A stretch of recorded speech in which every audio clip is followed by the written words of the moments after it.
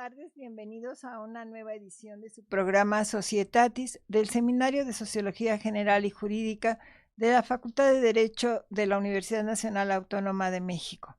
Nuestro reconocimiento a la doctora Sonia Venegas Álvarez por permitirnos este espacio para estar en comunicación y tocar temas sociojurídicos de actualidad.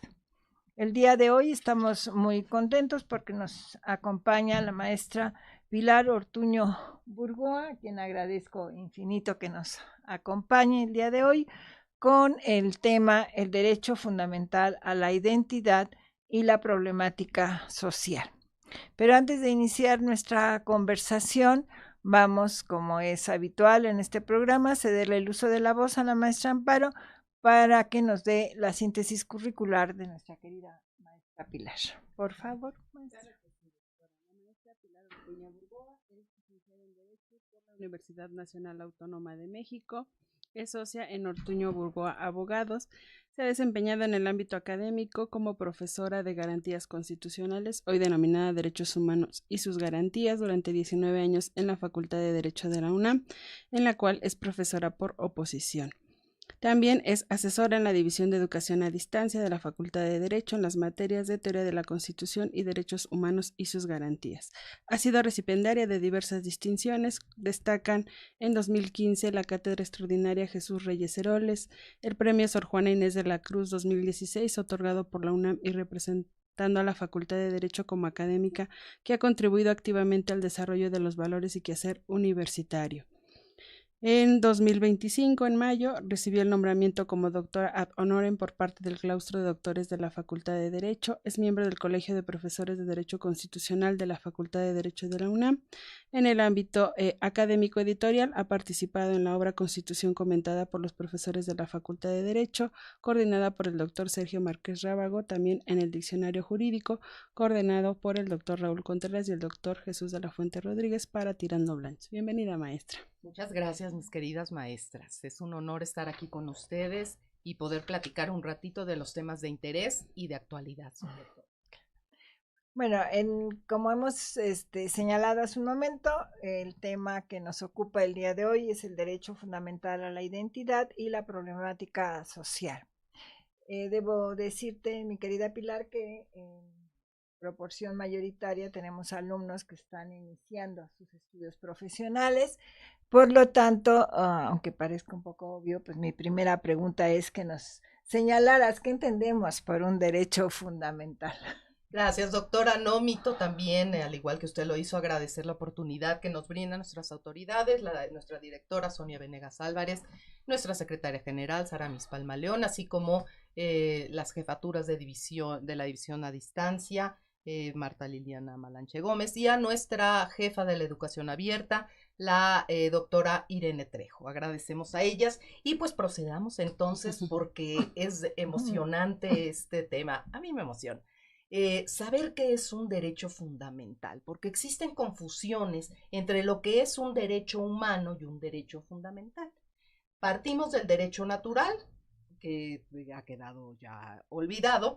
Vienen los derechos humanos, que son aquellos derechos naturales, es decir, los que tenemos por nuestra propia naturaleza de ser seres humanos, distinto a los demás seres con los que compartimos la tierra, o el planeta, mejor dicho, suena mejor. Y después viene, estos derechos humanos son reconocidos por algún orden jurídico de importancia. Así tenemos, por ejemplo, la Carta Magna que se impuso al rey Juan Sin Tierra en 1215 y sobre todo como documento de referencia tenemos que reconoce derechos humanos. Tenemos a la Declaración de los Derechos del Hombre y del Ciudadano de 1789 en Francia. ¿Qué pasa después? Tenemos también algunas cuestiones norteamericanas, pero ¿qué diferencia hay entre un derecho humano y un derecho fundamental?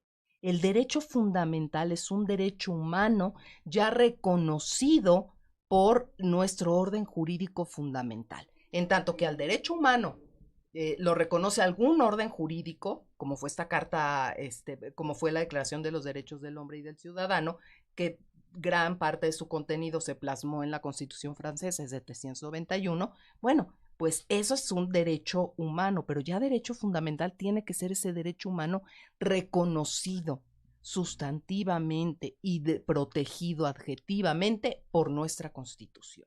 Entonces, es algo muy importante que tienen que aprender nuestros alumnos, aprender esa diferencia y saber que aunque antes se utilizaba únicamente en el área académica lo que es un derecho fundamental, pues ahora entenderlo a cabalidad y su diferencia con derecho humano.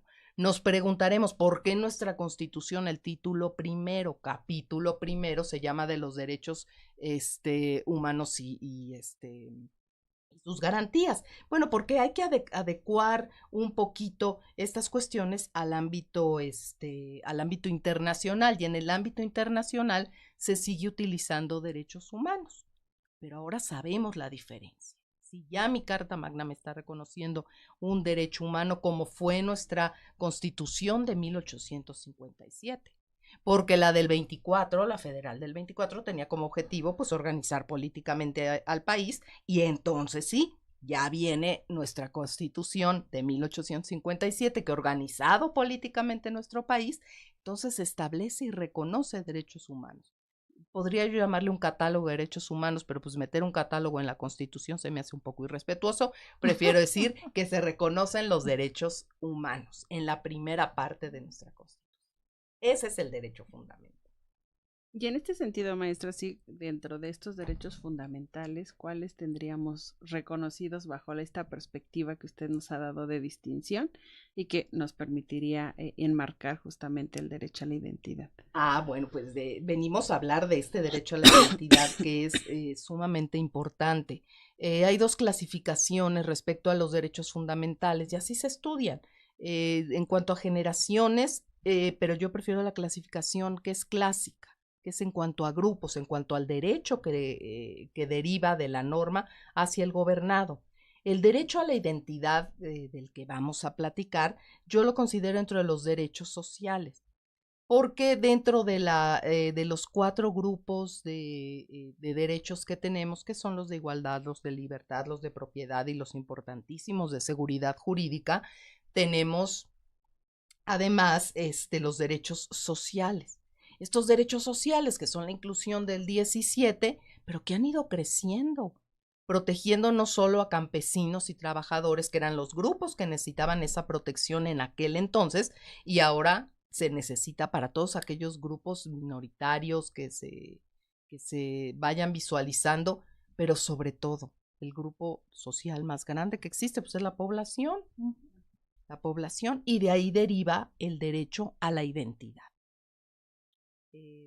Este derecho a la identidad lo encontramos nosotros en nuestro artículo 4 constitucional. El artículo 4 antes era un artículo pequeñito, y que contenía tanto derechos de igualdad, la igualdad jurídica entre el hombre y la mujer, derechos de libertad, es decir, la libertad de procreación, y tenía algunos derechos sociales que siempre han estado, como el medio a la salud, el medio ambiente sano, etcétera, etcétera, pero ha ido creciendo.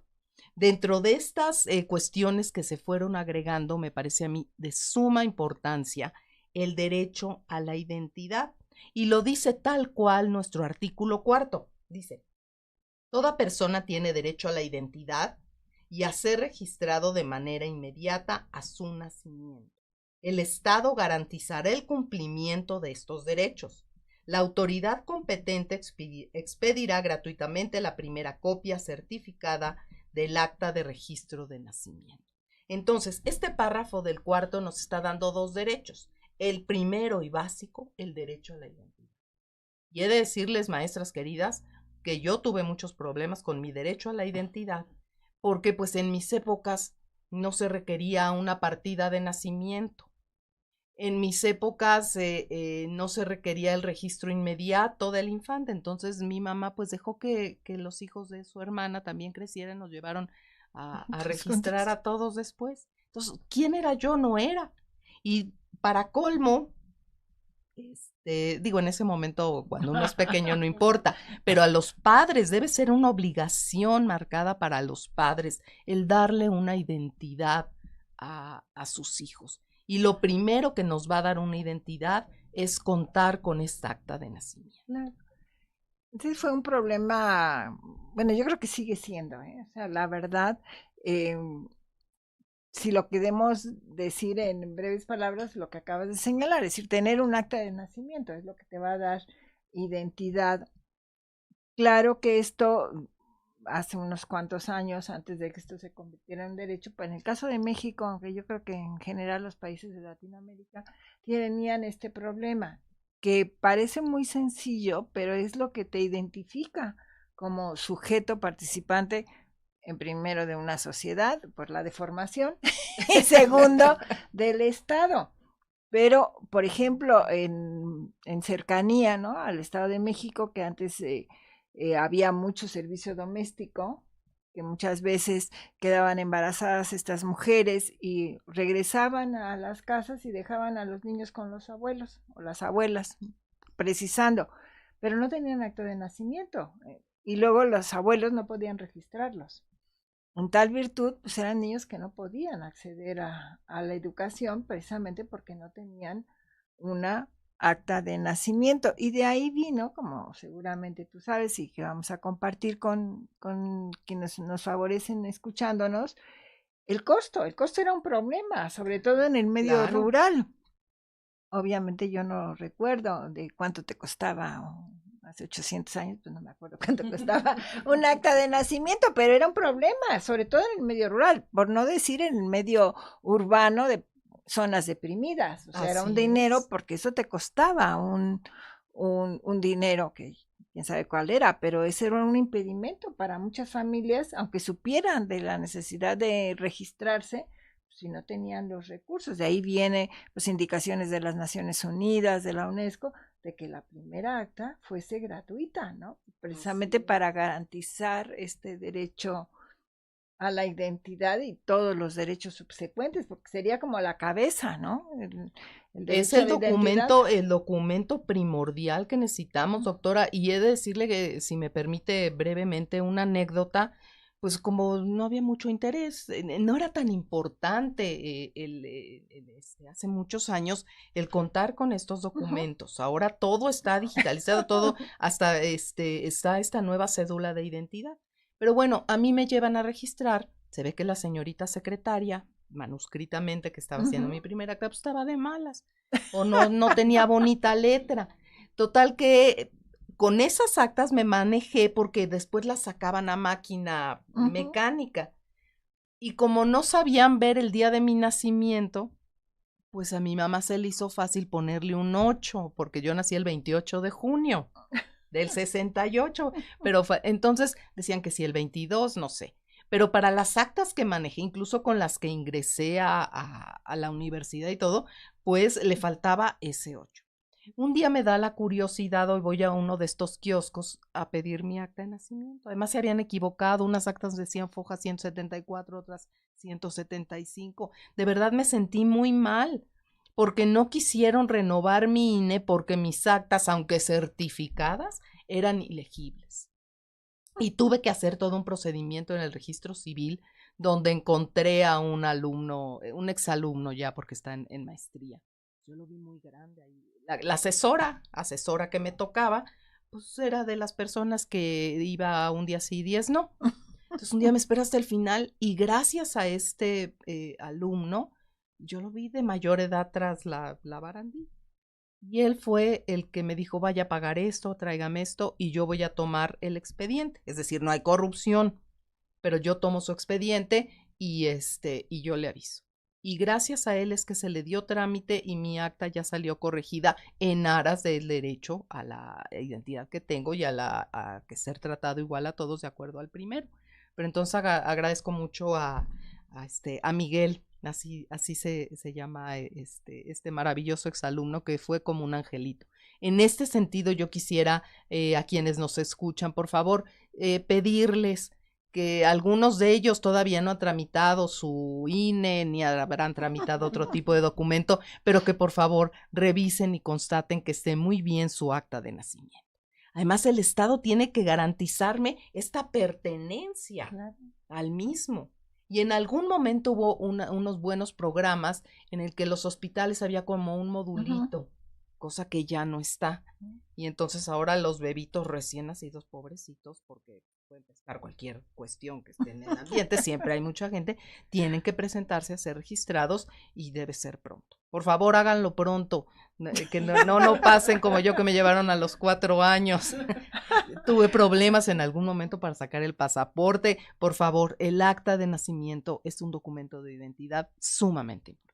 Bueno, en esas cosas que comentas, porque yo en la familia lo tuvimos y el otro día hablábamos con un maestro de la facultad que tiene un gemelo y decía esto, que seguramente ustedes saben, bueno, para saber.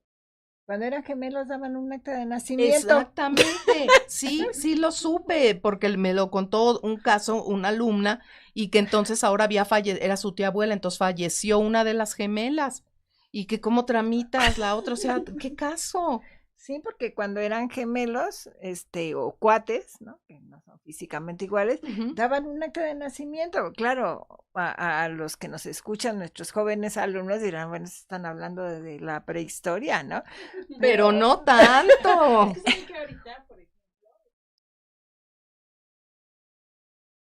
Sociales para adultos mayores. Muchos adultos mayores tienen esa problemática porque lo único que tienen es su fe de bautizo, pero a nadie o nunca se le ocurrió y entonces ahora que quieren acceder a un programa no lo pueden hacer. Hay mucha justamente incertidumbre respecto a cuál es su real fecha de nacimiento, porque eso pasaba, no es como que se esperaban 1 mes, 2 meses, 4 meses, ¿no? Para ir a registro.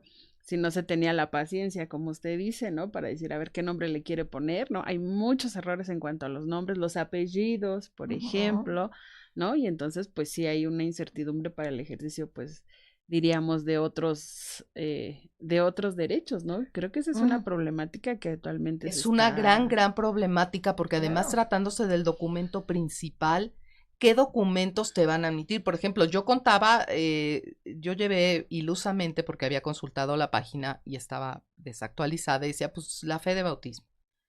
Si me hubieran dicho que llevara mi cédula de identificación fiscal, se hubiera arreglado todo más fácil, pero pues no la pedían y yo seguí lo que decía la página. Pero sí debemos contar con documentos que lo acrediten, tanto de nuestros padres también.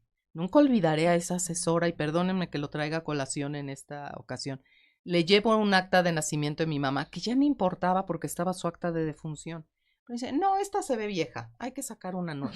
Me han mandado, se los juro, doctoras, la cola más larga que he visto en mi vida. Era de así tipo gusanito, creo que hice 3 horas de cola por el capricho de un acta que estaba perfectamente legible, y que mejor me hubieran dicho que había que dar una cooperación y lo hubiera hecho con todo gusto por el trabajo. Pero esas 3 horas fueron muy extenuantes también. Pero ¿qué sucede en el caso de estos adultos? Bueno, ya vamos para adultos mayores, pero mayores que yo. No, mayores que yo, que ¿de dónde van a obtener esta documentación? Pero además hay que tomar en cuenta que durante una época era totalmente válida la fe de bautismo. Claro. Y con eso te identificabas. Claro. Entonces, muchos no tendrán acta de nacimiento por esta razón, que siempre hicieron su identidad con la fe de bautismo. Pero que ¿no? sí, considero que también en la estructura había esa flexibilidad justo porque entendían el contexto en el cual, ¿no? Yo creo que ahorita muchos te dicen, pues si no me traes su acta, no hay manera, así ¿no? Sucede, y además de, por ejemplo, los programas que se les dan de beneficio, tenemos el problema, por ejemplo, de las herencias. Hay veces que no se puede tomar posesión, que no pueden heredar adecuadamente, no sé, un sinfín de problemas por el papelito de apenas. Además, debemos de pensar que si consideramos años antiguos, ¿no? Pensemos en los años 30, en los años 40, el registro civil no había en las comunidades, en los pueblos, en las rancherías. Lo que sí había era iglesia. Exactamente. Sí, ¿verdad? O capilla, o el sacerdote llegaba y bautizaba y hacía de todo. O sea, tenían una mejor estructura, por decirlo, en forma educada. Pero eso sí lo había. Claro. Y hoy en día, pues yo me atrevería a decir que a lo mejor no todas las comunidades, las rancherías y esto tienen un lugar donde hay una representación del registro civil y que las personas sepan o conozcan que tienen que ir a una la importancia oficina, de ese documento. o quién sabe si tienen que caminar, no sé, 6 horas o 7 horas, si no tienen los recursos para ir a trasladarse para tener un acta de nacimiento, Y ¿no? puede ser que ellos no visualicen la importancia, pero ellos tienen tierras de sus ancestros, tienen que hacer en algún momento, si la quieren vender, traslación de dominio, de todo eso, van a necesitar su acta de nacimiento y la de sus antecesores, de sus antepasados, de sus ancestros. Claro, Entonces, no hay. en esto debería haber un programa de concientización. La gente se está ahorita enfocando mucho a la parte de lo que es la cédula de identificación que nos están pidiendo. Yo estoy a favor de esa cédula de identificación. Yo el día que fui al SAT ya me habían escaneado el iris. O sea, pues ya que me escaneé en otra cosa, pues ya no me preocupa. Pero como sufrí yo tanto por obtener un documento de identificación que me dijera que soy mexicana, que dónde nací y todo eso, pues yo sí estoy de acuerdo. Y pues si ya mis datos andan volando por otros lados. En lo personal, yo sí estoy de acuerdo con esa cédula. Bueno, ya que estamos hablando de eso, voy a comentar un problema personal, pero que creo que habemos muchos en esta situación y que no tenemos una solución en ninguna de las instituciones. Lo que voy a decir parece kafkiano, pero no tengo huellas. No sabes el problema que es. Amparo se ríe porque me ha acompañado. He estado 3 horas o 4 horas con gente pues muy correcta, muy servicial, para decir el caso concreto en el Fobiste. 3 horas o 4 horas estuvimos ahí, todos los dedos, póngase esto, no tengo. Es una condición, doctora. Por mi edad y por lo que tú quieras. No. Hay gente joven que también. Exactamente. Pero no te dan una solución. O sea, planteo en el aire el problema para ver si alguien se acomide a dar una solución. Porque no es un problema para el pasaporte, para la licencia, para los bancos, para todo. Y no soy la única, pero tampoco hay una solución, porque en algún momento alguien me dijo, no, pues pide que te quiten lo de la huella. Enseguida un colega de la facultad me dijo, no hagas eso, porque cualquiera puede presentarse por ti, eso claro. No lo hagas, aunque te cueste mucho trabajo, hazlo. Pero no hay una solución a esto. Y deberían de dar una opción, no sé si el iris, que te tomen la foto. En este caso con esta cédula de identificación, que a mí me parece bien, por ejemplo, como usted dice, está el iris. Están datos biométricos, entonces si sus huellas por cualquier condición y todo ya no pintan bien o nunca han pintado bien, entonces esos son otros datos que identifican que es usted. Pues ojalá que lo entiendan así, porque de verdad es un sufrimiento. Amparo ha sufrido y he tenido suerte, porque te digo, me han tocado empleados que hemos estado 3 horas o ya descansa y venga mañana otra vez a continuar. No siempre se da, tengo que reconocer que me han tocado personas correctas, educadas y responsables de su trabajo, pero es un problema. Porque no te puedes, ¿cómo te identificas? Aunque estés presentando ahí tu credencial de lector, tu foto y eso. Si la huella no coincide, no hay. Entonces hay nada que hacer. Usted se debe de sentir mal sin esa identidad que corresponda a todos los datos que ya ha proporcionado. Nunca me pudieron registrar. Usted tiene que teclear, mejor. Digo, por lo menos la facultad presentó una solución, claro, una alternativa. Sí, eso, debo felicitarlas porque nos dieron, no soy la única, tenemos esta situación, pero que las autoridades o las instituciones deberían de ver que darnos una opción, porque sí, te sientes ahí como abandonada. Claro, y todo eso viene afectando nuestra salud mental.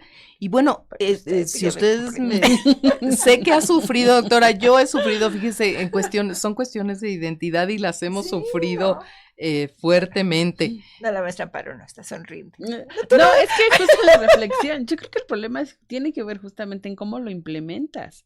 ¿no? Porque pues al final del día son datos sensibles, ¿no? Claro. Que ahora tendríamos también o se tendría que implementar un programa de seguridad. O sea, ¿quién me va a garantizar que efectivamente al rato no amanezco con una deuda? Y ahí decían que está mi iris, mi pulgar y que tienen todo y que datos, estoy ¿no? de acuerdo en No eso. sé, usted habrá visto lo que pasó con el INE, ¿no? Que pues al rato nuestros datos estaban en otro lado, ¿no? En todos lados, ¿no? en todos lados. O que, por ejemplo, que hay fallecidos que votan, ¿no? O sea, entonces, o sea, ¿cómo? Yo creo que ahí sería la cuestión, ¿no? No, la doctora, bueno, no puedo darte las huellas, el rostro, pero tengo otras opciones, ¿no? De que tú puedas acceder justamente en el ejercicio de este derecho, ¿no? O sea, Claro. no hay impedimento, porque pensemos diríamos, tradicionalmente los que estamos leídos y escribidos tenemos este problema, pensemos en las personas que hablan alguna lengua indígena, Claro. por ejemplo, ¿no? Y que justamente tendrían también este derecho a la identidad, pero si el derecho, ¿no? de que su acta estuviera tanto en español como en su lengua natal. Claro. Para que sepan qué es lo que se está haciendo. Y esa es, insisto, es obligación de los padres, porque el chiquito no lo sabe. Y de lo que platicábamos en otras ocasiones, de la cantidad de embarazos en adolescentes. Y la adolescente apenas puede con sí misma, que va a estar se preocupando en un momento dado. Debe de haber casos que sí, que no, pero debe estarse preocupando por la identidad de su bebé. Entonces, son cuestiones delicadas que parecen no tener, y no tenían importancia hace años. Yo me acuerdo también con el INE, llegué al registro y me dijeron, ¿y usted cómo se llama? Pues Pilar Ortuño Burgoa, que era lo que yo usaba. Ah, muy bien, ¿y dónde vive? Pues vivo aquí en el ayuntamiento. Ah, muy bien, pase a la foto. Y salí con mi INE. Usé esa INE mucho tiempo, hasta que tuve que ir concordando todo con el acta de nacimiento, que no estaba bien, pero bueno, que era María Esther del Pilar Ortuño Burgoa. Entonces, ya que tuve que hacer todo eso, sí le he sufrido mucho a la identidad, pero el Estado tiene que dar presupuesto, porque para todo esto se necesita presupuesto, porque las políticas públicas se pueden implementar únicamente si hay dinero. Si no quiero yo ver esta identificación nueva que va a haber, va a ser un papelito, no sé, no dicen que ya está, yo no he visto los módulos o donde se tramite, que tampoco pienso ir en este programa piloto, ¿verdad? Entonces hay que esperar un poquito, hay que esperar a que se consolide. Pero luego dices esto tan moderno, puedo entender la modernidad, ¿no? No soy tan antigua ni para no comprender, pero voy a decir algo a lo mejor muy ocioso, pero que ustedes me van a entender muy bien y espero que nuestra audiencia también. Pensemos en la cédula profesional. Era un documento en orden, que servía de identidad, precisamente. Correcto. La cédula. Y ya, no sé si la economía, la rapidez, el que ahora todo, pues ahora es una hoja que no te sirve de nada. Es correcto. Lo imprimes tú. Porque no puede traer la fotografía. Entonces antes el litigante se identificaba con esto y era la certeza para el usuario de que sí era un abogado, ¿no? Así es. Y era un documento de identidad. Y después le empezaron a dar como perentoriedad, es decir, yo llegué, todos estos líos empezaron porque quería yo abrir una cuentita de banco, una cuentita. Y entonces, pues para que poder recoger los fondos o lo que hubiera, como mi INE no tenía el nombre completo y me habían pedido el nombre completo de acuerdo al acta de nacimiento, pues también presentaba yo el pasaporte, que sí estaba con mi nombre completo, y mi cédula profesional. Pero un día me dijeron, oiga, su cédula la tramitó usted por última vez en 91, la física, ya no sirve. Pues me fui atrás a sacar la que era por internet, con su debido pago y todo, pero como no traía foto, en el banco no les gustaba, porque ni siquiera traía QR, que luego ahí viene toda la información, todavía no traía QR. Y todo esto es lo que me llevó a mí a poner en orden mi acta de nacimiento. Y es un derecho que tengo y que el Estado debe garantizarme, pero que los padres deben ocuparse de que así sea por la primera vez. para que no suceda es todo gratuita, ¿no? Así es, doctora. Tenemos varios comentarios, maestra, de nuestro auditorio que nos favorece con su atención. Y justo respecto a lo que comentaba, en esta obligación tanto de los padres como del Estado, es recurrente la pregunta si en caso de que no se cumpla existiera alguna sanción. Pues creo que no hay sanción porque son obligaciones de los mexicanos. Pero si no podemos cumplir con el tener el documento, ¿qué autoridad se va a estar preocupando? O sea, también faltarían recursos para estarse preocupando por aquellos padres que a veces por circunstancias de verdad difíciles no logran que sus hijos tengan este derecho. Entonces el Estado me lo tiene que garantizar, tiene que darme las facilidades para por lo menos saber que pertenezco, que soy mexicano. Soy mexicana, eso es muy importante, pero no hay sanción, como en otros casos. Ahora sí que cuando crece la persona, pues hágale como pueda y busque su identidad y que la registren. Y vienen otros problemas, maestra, de identidad, porque ya no es solo el obtener el acta de nacimiento, ha habido cambios en la que un menor puede solicitar el cambio, tanto de, no sé si llamarlo sexo o género, porque me hago bolas. Bueno, será de sexo. ¿Y qué dicen las niñas? De sexo o de género. Reasignación sexogenérica. Reasignación sexogenérica, simplemente el orden de los apellidos. Todo esto nos hace perder identidad, porque antes sabíamos que es un apellido por el papá, otro por la mamá, y ya. Y en cambio ahora que se puedan cambiar, pues no vamos a saber ni quién es quién ni de dónde vino. Y la propia persona tampoco lo va a saber. Claro. Entonces, son casos graves que nos quitan la identidad. Y con todas estas cosas que derivan de algo constitucional, de algo legal, y entonces, por eso, si ustedes me permiten pasar a otro punto o seguimos, ustedes. No, sí. Ustedes mandan. No, tú sí. No, sí, yo soy la invitada y agradecida, por eso, agradecida de estar aquí. La invitada es la que marca la pauta. Muchas gracias, doctora. Entonces nosotros, pues como abogados nos quedamos pensando en estas cuestiones porque queremos que todo el mundo sepa quién es y pueda demostrarlo. Pero ¿qué pasa? Hay cosas que son más graves y fíjense, yo sigo, y por eso lo traigo a colación porque me llamó la atención, al doctor José Antonio Lozano Díez, que es el jefe de la Junta de Gobierno de la UP y del IPADE.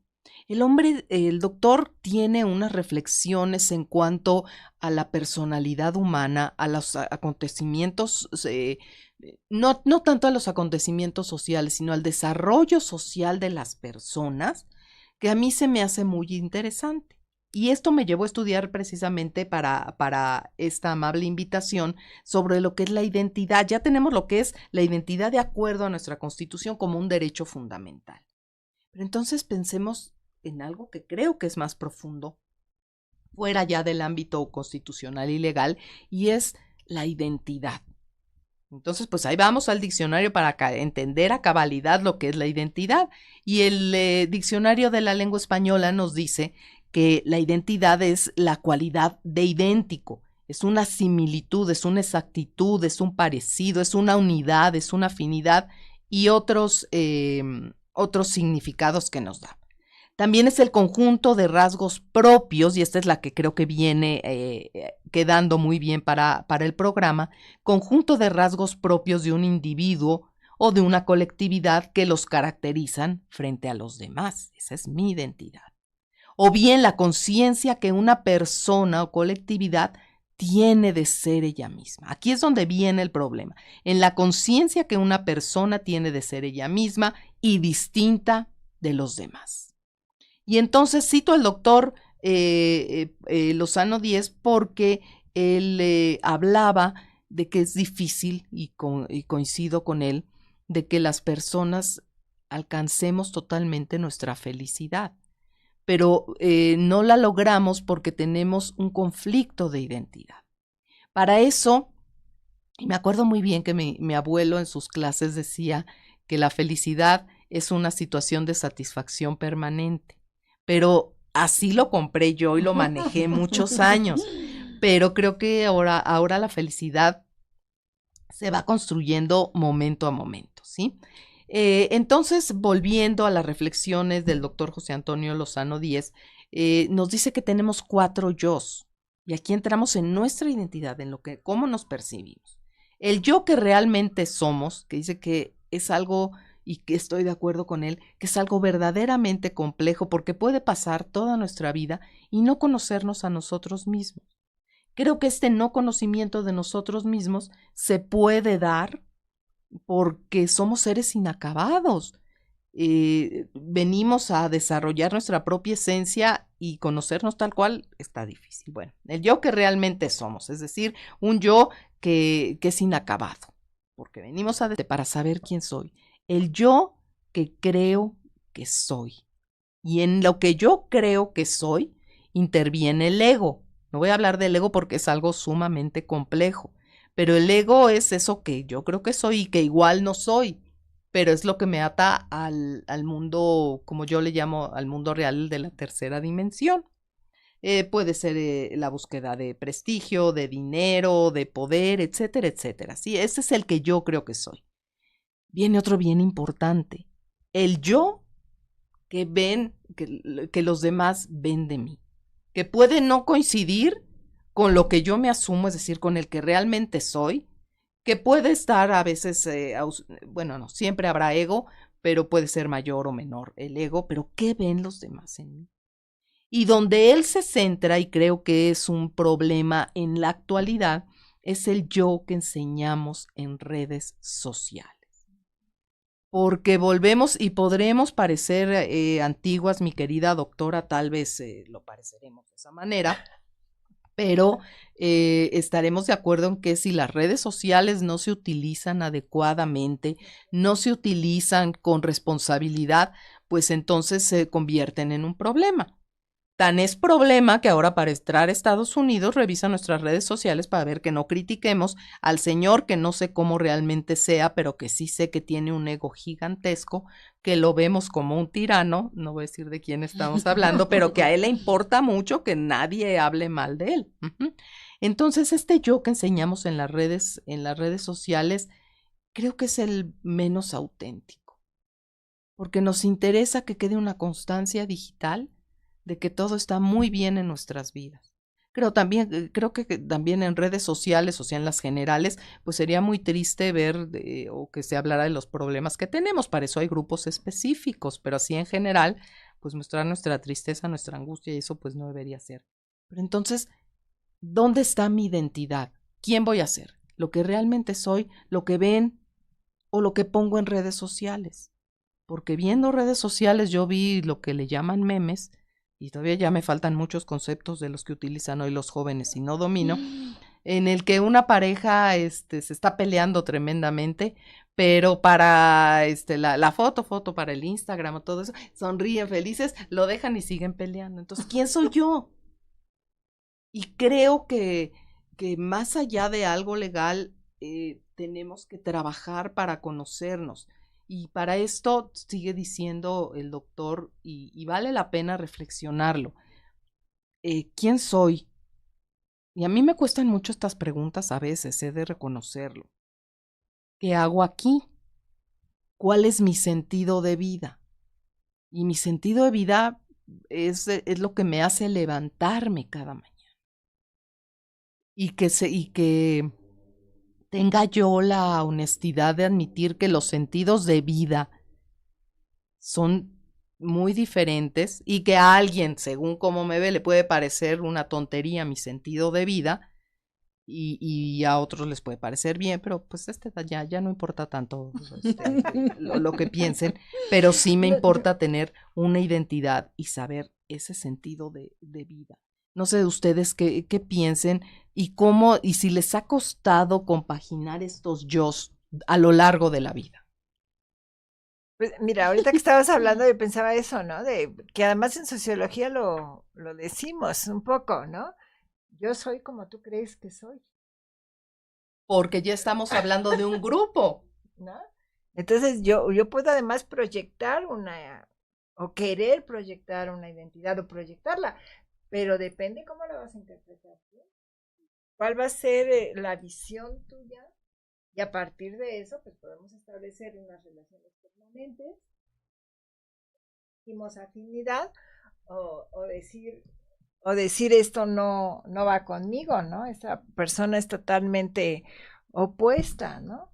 Y entonces una visión la toma cada quien como quiere, que a lo mejor no interpreta o no entiende cuál es mi verdadero sentido, que a lo mejor yo estoy pensando, ay, mira, estoy tratando súper bien, voy a poner Amparo por la confianza para no poner, ¿no? Y Amparo dice, bueno, esta loca mujer, ya la sueño, ¿me explico?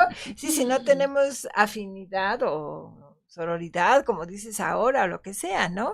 Sí, ¿cómo me interpretas tú? No es, porque a lo mejor yo tengo la mejor intención y quiero actuar de la mejor manera, y quiero complacerte y que digas, ¿no? A lo mejor el mensaje se interpreta de una manera distinta de lo que De acuerdo. realmente es, ¿no?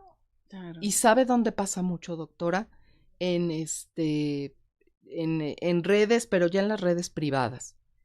Hay personas que acostumbran comunicarse, yo lo pondría entre comillas, a través de mensajes, pero no un mensaje, te veo aquí, ay, qué bueno, esto está bien, ok.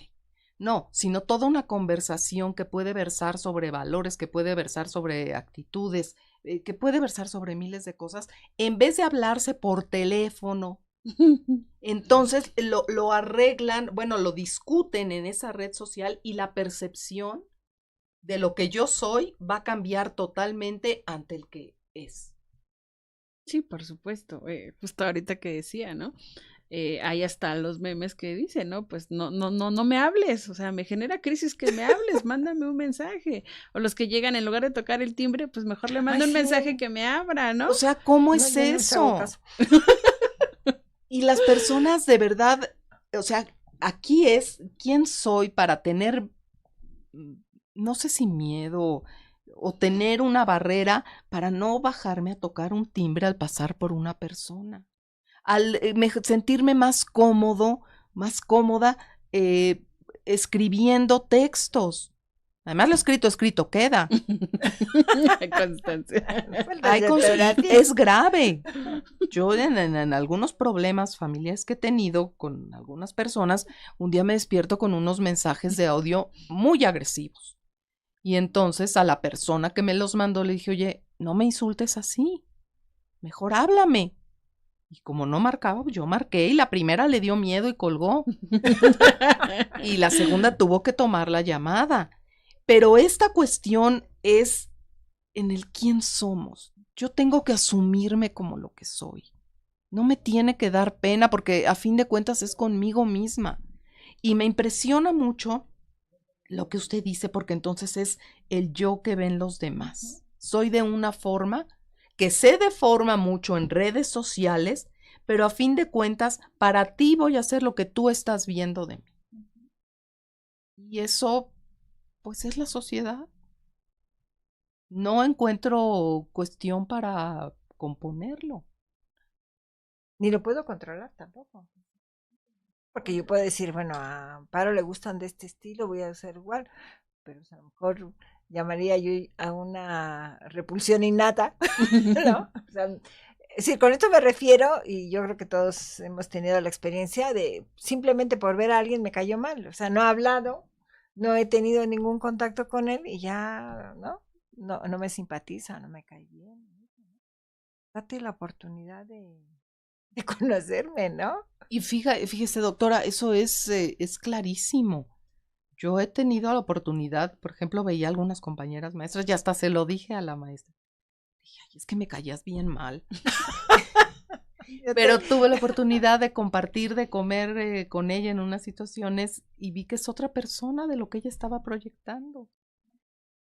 Pero bueno, pues al ser un as de intereses, el hombre es un as de intereses, creo que de estos yos tenemos que armonizarlos y tratar de conocernos hasta el final de nuestra vida.